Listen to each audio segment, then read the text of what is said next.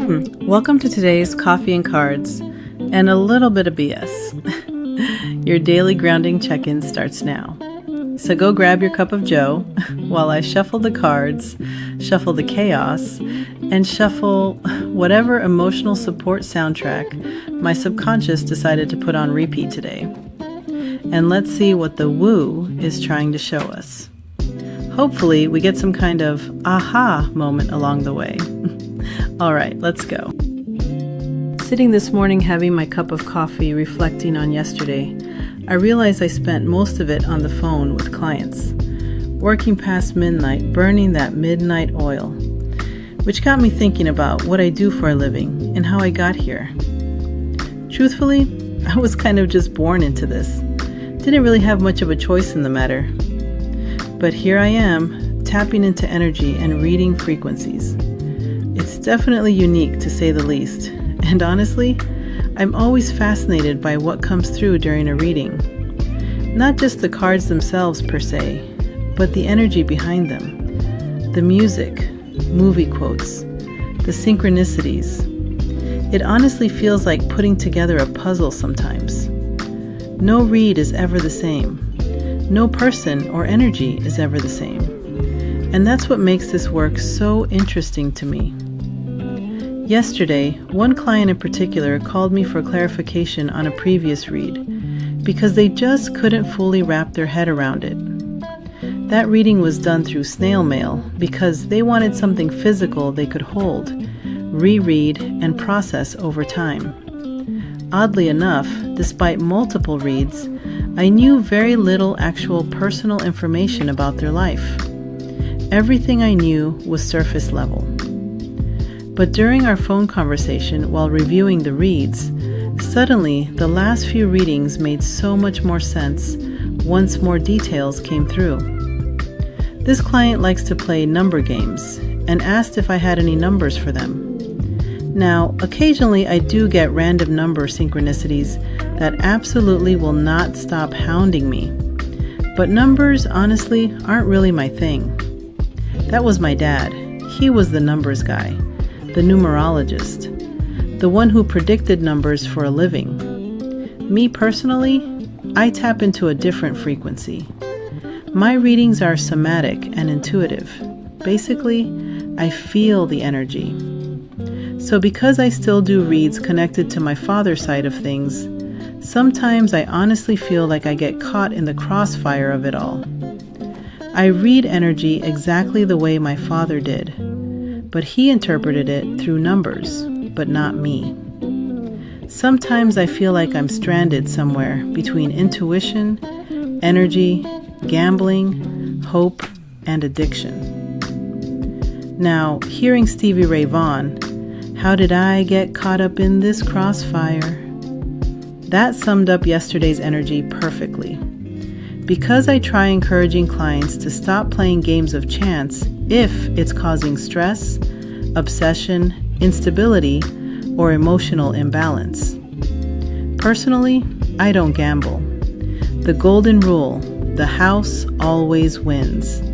Because even when you win, you still lose. Sometimes you're up, sometimes you're down. Universal law.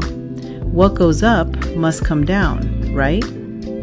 But trying to explain that to someone chasing their next dopamine hit is difficult because that energy mirrors addiction. That's exactly what yesterday's energy felt like. I tried telling them, detox for a few days, cleanse, ground, clear the chaotic energy, recenter. Interestingly enough, old street number systems were rooted more in dreams, intuition, synchronicities, symbols, and energetic interpretation. That's really how it all started. But now, it's different.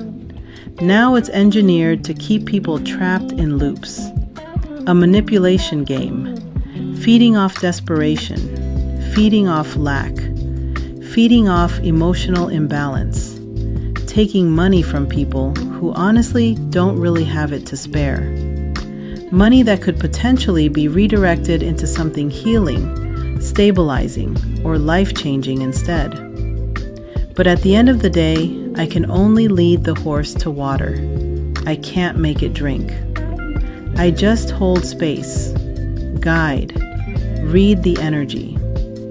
So with that energy today, I grabbed the Reckoning Company True Crime Oracle deck, Omens of the Unsolved. And wow, the cards that came out. Ethical erosion, emotional manipulation, Boldface Lie, Fall Guy, spiritual warfare. Card 1, Ethical Erosion.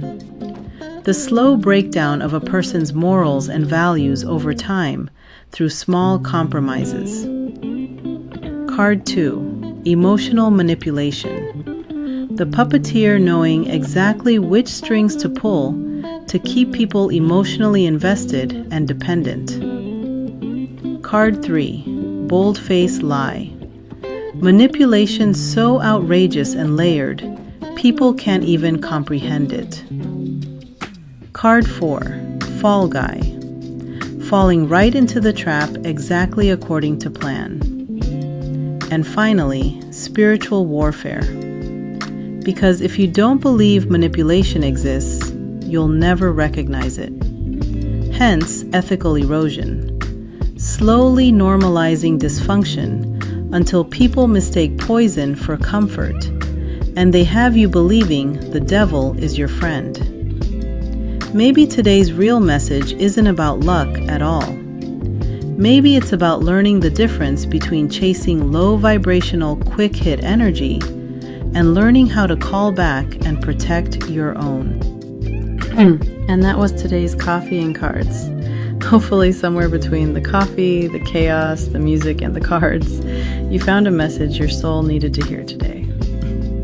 Remember, only take what resonates, leave the rest, and make sure to pour back into yourself today. If this reading hit home and you want a deeper, personal reading tailored to your energy and situation, Spirit and Root Tarot offers personalized tarot guidance for clarity, reflection, and insight. See link in bio for information. On that note, until next time, as always, I'll see you in the cards.